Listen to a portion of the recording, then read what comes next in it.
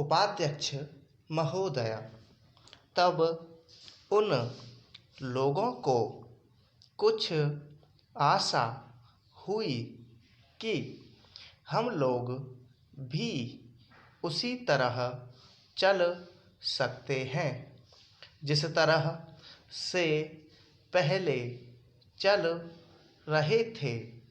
लेकिन अभी हाल में जो चुनाव हुआ उससे देश के धनिकों के मन में बड़ा संदेह पैदा हुआ कि इस चुनाव के बाद उनकी स्थिति वैसी नहीं रहेगी जो अब तक चली आती रही है।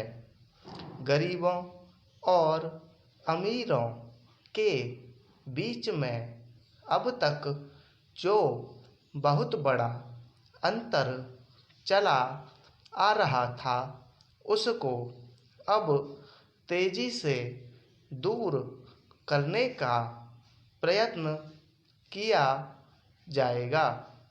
श्रीमान, मैं आपका बहुत ही आभारी हूँ जो आपने सदन में चालू वर्ष के बजट पर अपने विचार प्रकट करने का अवसर दिया है। मैं इस बजट का समर्थन करना चाहता हूँ। श्रीमान, मैं सबसे पहले अपने दल के नेता प्रधानमंत्री को इस बात के लिए बधाई देना चाहता हूँ कि उनके नेतृत्व में देश में कांग्रेस दल को स्पष्ट बहुमत मिला और इसके फलस्वरूप यहाँ पर केंद्र में एक ऐसी सरकार का गठन हुआ जो कि देश में वास्तव में समाजवाद लाना चाहती है।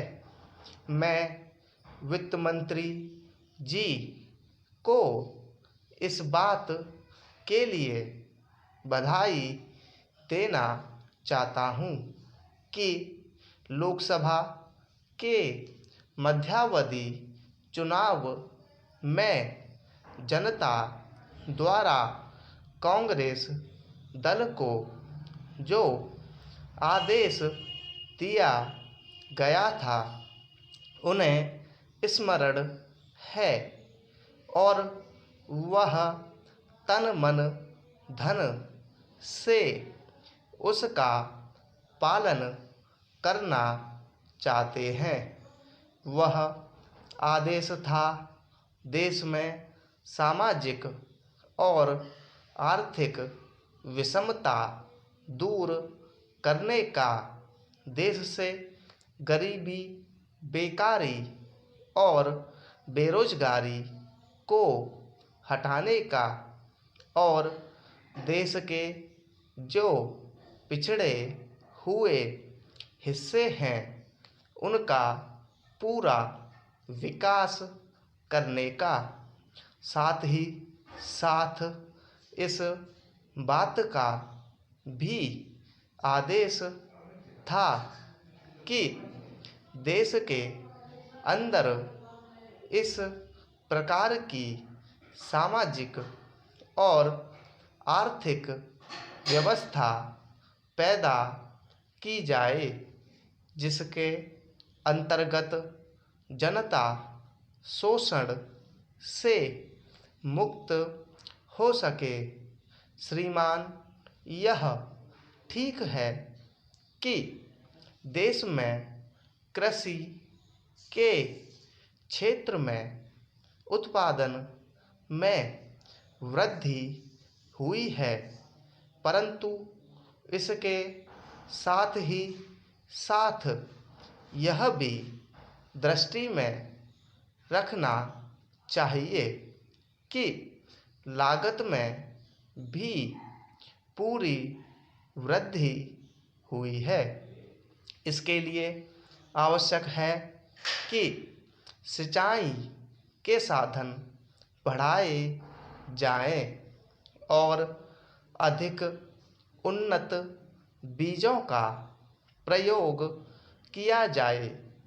आज कृषकों को कृषि के यंत्र मिलने में बहुत कठिनाई हो रही है, जैसे छोटे छोटे ट्रैक्टरों का देश में बड़ा अभाव है। उनके बनाने के लिए शीघ्र नए कारखाने खोले जाएं, जिससे कृषकों को जल्द से जल्द ट्रैक्टर मिल सकें।